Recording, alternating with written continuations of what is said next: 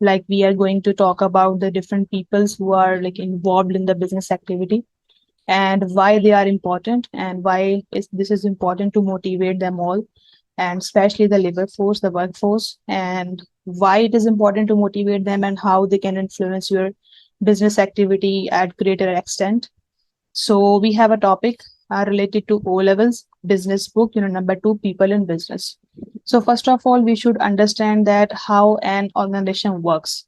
Okay, so now we are going to talk about, like, we are going to think, just try to think about this organizational structure. So like every organization has different structure. There are a lot of types of structure, organizational structure, and we will study about the different types of structure in the A levels business. But this is not the part of your syllabus now. So you just know that what is the basic organizational hierarchy or organizational structure, okay, and how it works and why it is important and why all the people who are responsible for different activities in the business, why they are important and why this is important to motivate the labor force, the workforce, and how they can, like, especially the workforce and the labor, how they can influence your business activity and how they can influence the your whole organizational objectives and the different aims and different goals. Okay, so we have a very journal organizational structure here. So first of all, there are, the shareholders. So I'm not going into depth that how many kind of shareholders are there in the organizational structure. So I'm just making it quick. So that's why shareholders, basically they are owners of the company. Okay, so they can, if they are ordinary shareholders, so it means that they are original owners of the company because they have invested all their money and they have invested a large amount in organization. So that is why we can say that they are the owners of the company. So all the ordinary shareholders are the owners of the company, and all the shareholders have to choose board of directors. So board of directors, basically they are responsible to managing activities of a company and different activities. It could be financial activities, it could be financial activities, and it could be administrative functions, and it could be operational functions. So all kind of activities which is going around in the organization, which is, you can say that the regular task or the major strategical decisions, which is very important for the business and it is very important for the shareholders also. It is very important for the success of the business. So board of directors are really, you can say that, um, closely connected with all type of activities which are successful for the business growth. So after that there are CEOs. So shareholders, board of directors, and after that there is CEO. So CEO's responsibility is just like the board of directors. The responsibility of CEO making major corporate decisions, managing all uh, operations, setting the company's strategic directions. Like they are responsible to make strategic decisions and strategic directions. And CEOs basically subordinates of board of directors. They cannot make any decisions without the consent of the board of directors. Okay, so we can say like this organizational structure, or you can say the hierarchy works downwards. Basically, there is decisions that they want to expand their sales by 10% this year. Okay, they just want to increase their sales by 10%. Okay, so this is, you can say, the objective of business. Maybe they want to increase their sales to increase the profitability so they can increase the wealth of shareholders. And there are also the meaning of the increment of sale, like the meaning of this, they may be they want to increase their market share, or they want to you can say that want to be a market leader. Okay, so like there are a lot of, that there are a lot of business objectives involved in the business sector activity. Okay, so board of directors will make, or you can say will make a strategic decisions, a strategic directions with the help of CEOs. CEOs and the board of directors will make different strategy, which is maybe related um, to increase the sales, or to increase the dividend, or to survive, or to increase the profitability of the business, or to increase the market share.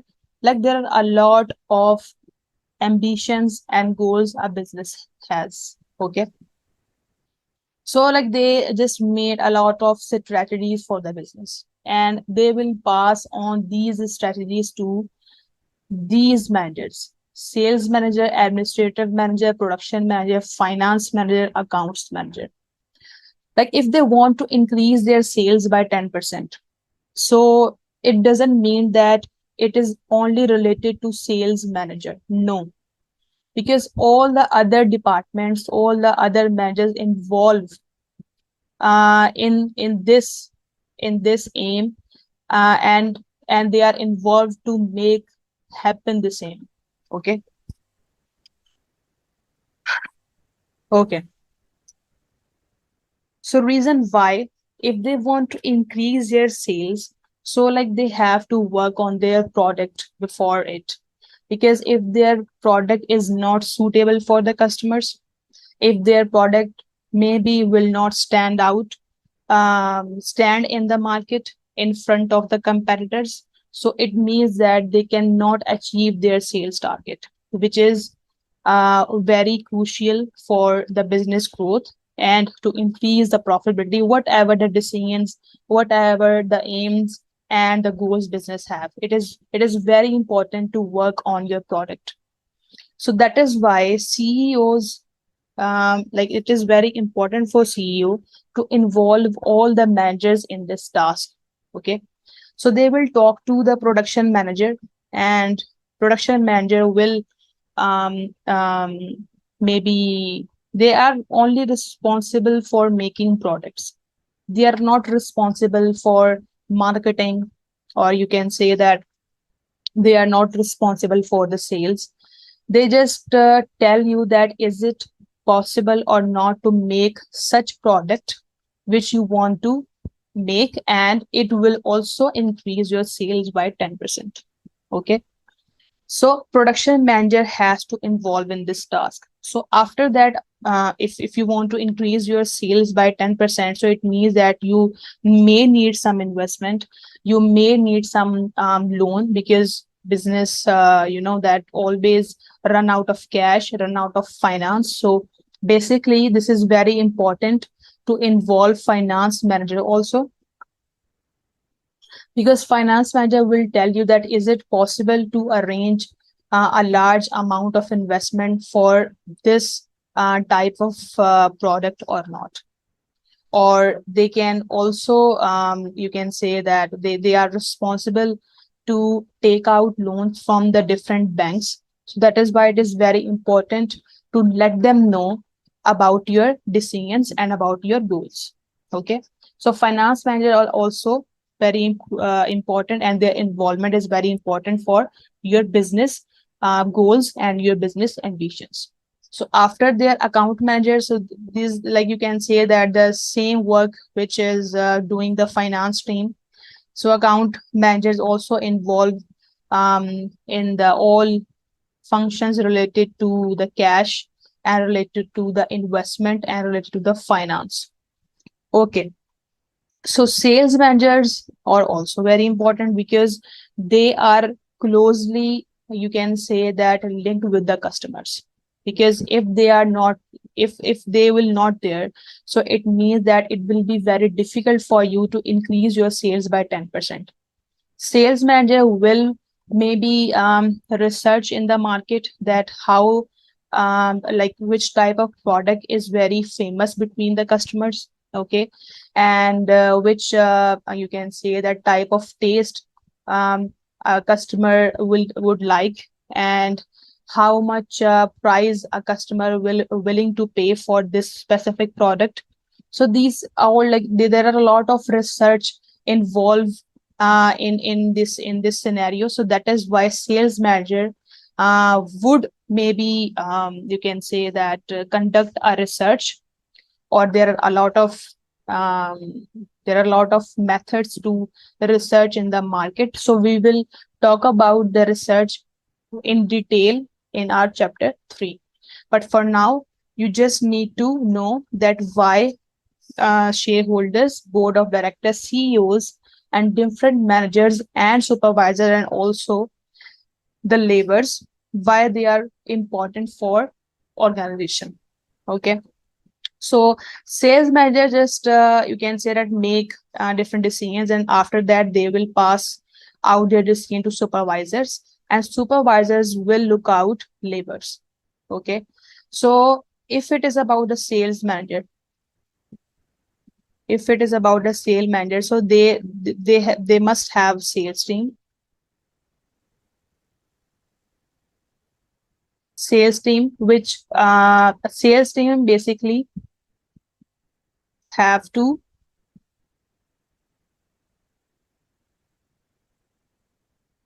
go outside. They will have to, you can say that the different shops, like if it is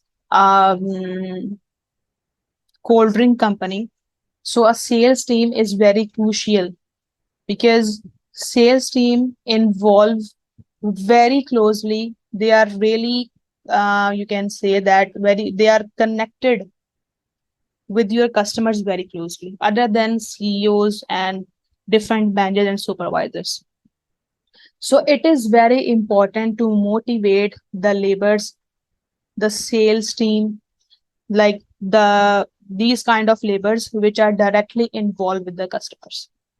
Or if it is about the manufacturing business, so it is very crucial, it is very important to motivate the labor which like who because like if you are working in a shopping mall. Okay. So the first person your customer will have to interact with your sales team. Okay.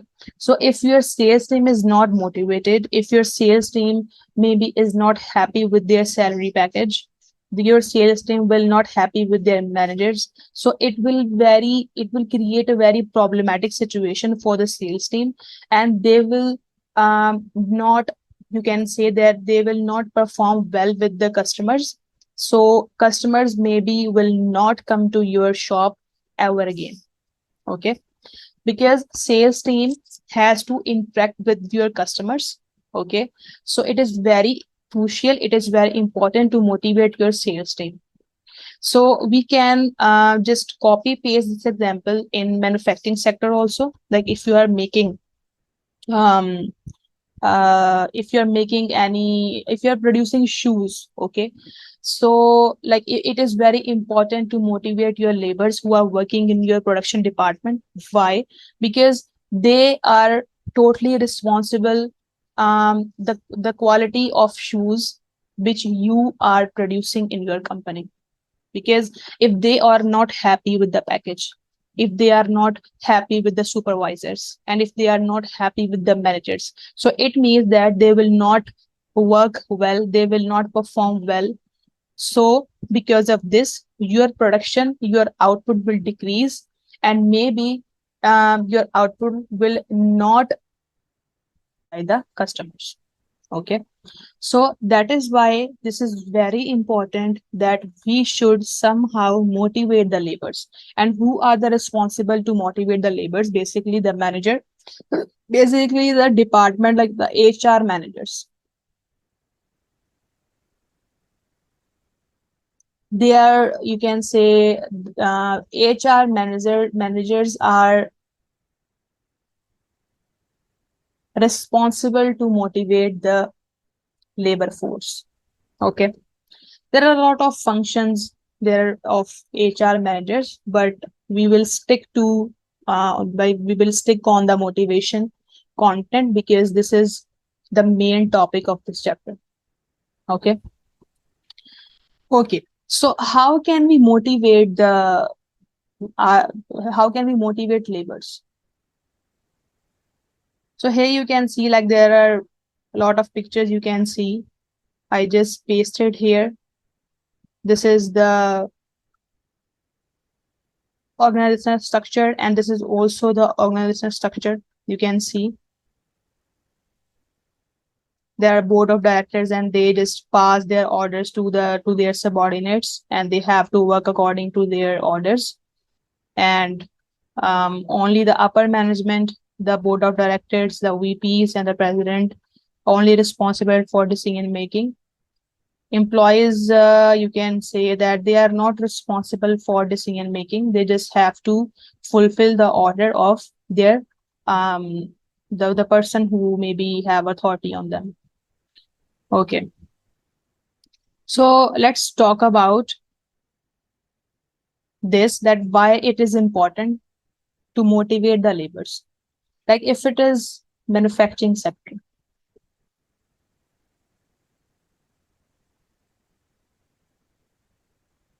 Okay. If you are not providing them comfortable working condition. Okay. Comfortable working condition is very important for the laborers. If you are not providing them a comfortable working condition, so it means that they may fell ill, or they were important to motivate your laborers. So if it is about the manufacturing sector, so there are a lot of workers who are working in your production department. They are great in numbers. So it is very important to motivate them because your product's quality only depends on their productivity level and on their mood, you can say in short. So if they are not happy with their supervisors, and if they are not happy with their managers, so they cannot perform well. So in the end you will have maybe a very large amount of output, which is maybe you can say that out of quality, or it could be um, damaged. Okay. And maybe your laborers, if they are not happy with the working condition, if they are not happy with the salary package, with the bonuses, so if like it maybe they want to switch in any company, so it means that your labor turnover is also high.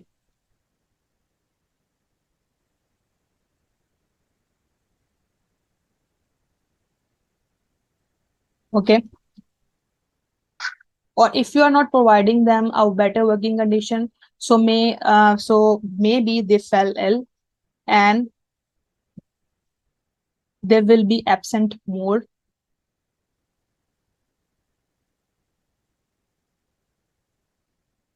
not perform well,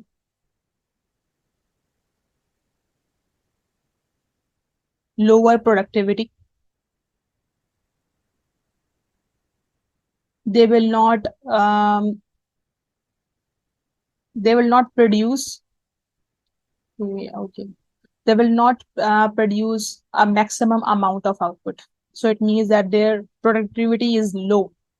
So lower productivity, and labor turnover is also high. They are more absent, and like you have to arrange a one more person, or maybe extra labor force to just to replace them. So it will also increase your cost, increase your variable cost, your production cost. Okay. And their lower they the productivity level will also low. So it means that there are a lot and a lot of disadvantages you will have to face if your workforce, if your laborers are not well motivated by your managers or maybe your supervisors. Okay, so this is very important to motivate them. Okay, so like if we want to motivate someone, so just we have to find the needs of the laborers. Okay, so there are a lot of needs.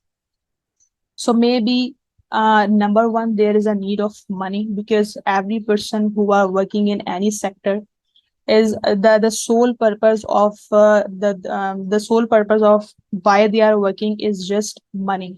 Okay, but there are a lot of other human needs. Okay, there are a lot of other human needs which is very crucial, which is very important for motivating someone. So we have basically three motivational theories. Okay, and now we are going to understand about the Taylor's theory. So basically Taylor's theory only revolve around the money. He believes that if you want to motivate your employee, if you want to motivate your labor, so money is only a thing, money is only you can say a way for motivating your employees. Okay, so basically Taylor's gives that money is only one thing, that if you give money to your laborers, if you give money to your employees, so only money is a thing which can motivate your employees. So Taylor's believe that firstly you should train your employees scientifically. Okay, like you should introduce different methods of production, different method of production. So just select the best and the most appropriate method of production, which is very, you can say that flexible for your operations. And this also increase the output level of your company. Okay. So he says, first of all, just train your employees scientifically. Adopt a better, just try to adopt a better production method, and after that ensure most efficient ways of working used, like which type of working, which type of ways of working you can choose, and like it can just increase the output level of your company, and it also streamlined. After that he says just ensure the most efficient ways of working are used, like you should just select different um, types or different methods of production, different ways, different efficient ways of working. So after that, you just select one of the best production or efficient ways of working, and you should apply that type of ways of working on your employees. Okay. After that, divide work between manager and workers. Okay. So Taylor's scientific management theory is not only for labor, it is basically for managers also. Okay. And after that, he says that just pay the money on based on results. Like he says,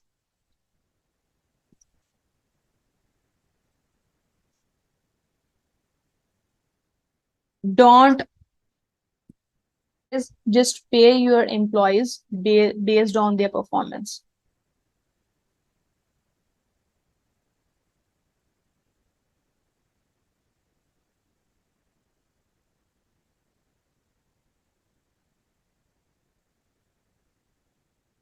So if we say that um,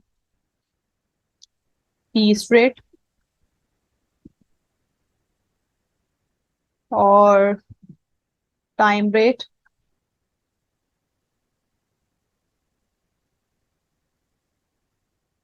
not this daily wages, piece rate and time rate. Originally, you can say that the origin of these two methods of payment is basically this theory.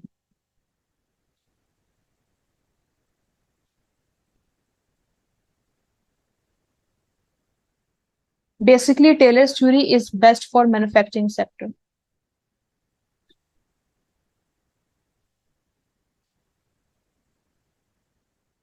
because only in manufacturing sector we can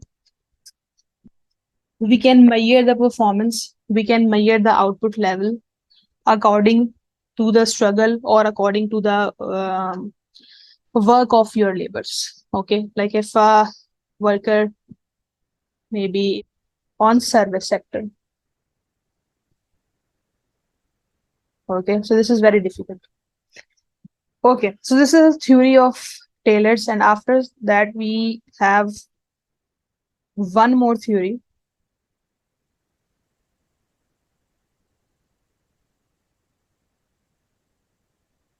which is totally translate the basic human needs. This is basically Maslow's hierarchy of needs. So Maslow believes basically that money is not only the motivator. Okay, he basically just rank all the human needs in a hierarchy, as you can see. So he just gave number one rank to psychological needs of a human. So he says that psychological needs is very, you can say that it just occupy the largest space in his hierarchy. So that is why it is very important to meet the psychological needs of your labor. So he says that water, food, shelter, sleep, clothing, and reproduction. So we just take out only food, shelter, and clothing from this. So if psychological needs is kind of needs which is, you can say that apply all the human beings, because psychological needs are that kind of needs which is, you can say that, very crucial for every person. Like, of course, anyone, there is no one who can live without food or without shelter, without clothing. So this is a basic need, and this has to be completed by the organization. This is the basic need. So that is why he says that you should analyze that if a worker is working in. So he says that if a worker is working in your organization, so first of all, you have to analyze that what is the need of your worker. Maybe he just completed all his psychological needs. He just want to accomplish his safety needs, or maybe he just completed his psychological and safety needs. He just want to accomplish love and belongings. Okay, so we don't know that which type of need maybe a person has. So that is why, like, we have to analyze and we have to identify, and after that we can motivate them with great extent. Okay, so first of all, he says the psychological needs to be on first rank, because this is a kind of need um, which are the needs of every person. Okay, so after completing this need, the second need of a person may have is safety needs, or safety needs. Okay, for example, if you don't have any job, okay, and you are, the first aim of your life is just to get a good job, so you can buy food for your family, so you can arrange shelter for your family, and you can arrange clothing for your family and for yourself also. So maybe after some time you will have a job. Okay, like you will have maybe that amount of salary from which you can easily buy clothes, you can easily buy food for your family and for yourself. So after that, because your psychological need has been, like, it has completed. Okay, so now what you want from your organization, so your priority will change after that. Okay, so now you want that your company should provide you some health benefits. Okay, like you should have any kind of property. Okay, you should have some resources, and you should have you should maybe may have some kind of security of employment. Okay, like you are very keen to achieve these needs. Okay, because you just completed your psychological needs. You don't maybe need a lot of amount, because now you are concerned that your job safety, your health safety, and you should have some kind of property. So you are really concerned for your safety, because if you're working in any organization and you have maybe a contract with any organization like 2 years contract, so maybe you worried about that when 2 years will pass. So how can you manage? How can you can say that how can you search any other job for yourself? How can you arrange again food, shelter, and clothing for you and for your family? Okay, so what you need now, if maybe your manager says, okay, we will increase your salary, but maybe he doesn't need any increased amount, because he now concerned for his safety needs. He just want that his contract should be extended 4 years, or maybe more than that, or maybe he want that there should be no any contract, and he has some kind of security that this organization in which I am working now will not fire me after, or will not you can say that redundant me after 2 years. Okay, so this is now his second no sorry, not second, first priority. Okay, so now maybe you give him any kind of security like employment security, or maybe health security and property security. So now he just completed his two needs here. So now he is concerned that there should be friendship, there should be intimacy, okay, there should be sense of connection between the co-workers. Okay, maybe he is not he is not fond of safety needs now, psychological needs now, because he just completed all two needs previously. So now maybe he is just working in your organization just to seek friendship, just to intimate with the co-workers, or just want some like sense of connection, some sense of belongings for from your co. You give him a comfortable environment, a friendly environment. Okay, so now he just completed his third level of needs also. Okay, so now maybe he want respect, he want status, he want recognition, strength, and freedom from your company. So after that, the last stage is self-exploration, in which, and this is concept basically in which an individual reaches his or her full potential. Okay, maybe he doesn't have any need now, because maybe he thinks that he just achieved all the things which he want to be. So there are very less people who are like who reach to this stage. Okay, so most of the people have these four needs basically.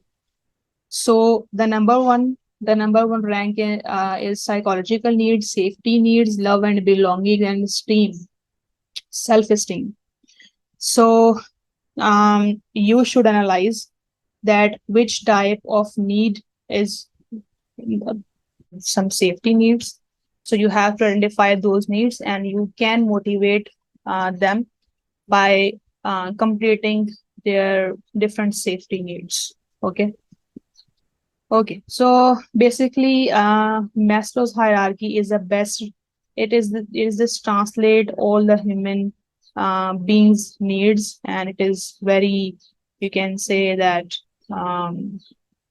it is just based on the reality. As you can see, there is another picture related to Maslow's hierarchy. Okay, so after that, we are going to talk about the Herzberg theory. So the Herzberg theory basically it has two factor. It is two factor theory.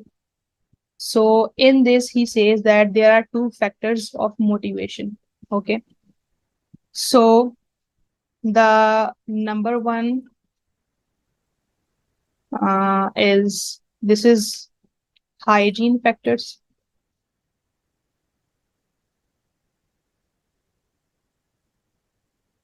and this is motivators.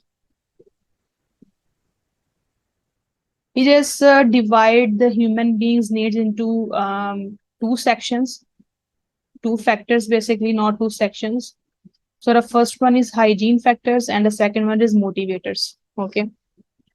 So he says that there are some factors which should be you can say that completed, which should be achieved, and which should be given by the organization to their laborers. And this is some kind of factors which maybe motivate some laborers, or maybe which demotivate some laborers also. So he says the hygiene factors are that kind of factors which maybe motivate or which maybe demotivate the workers. For example, if you are working in any organization, okay, so maybe your salary is $25,000. Okay. So after 1 year, your manager will tell you that your salary is not 25,000 now. We just increase your salary and your salary is 30,000 now.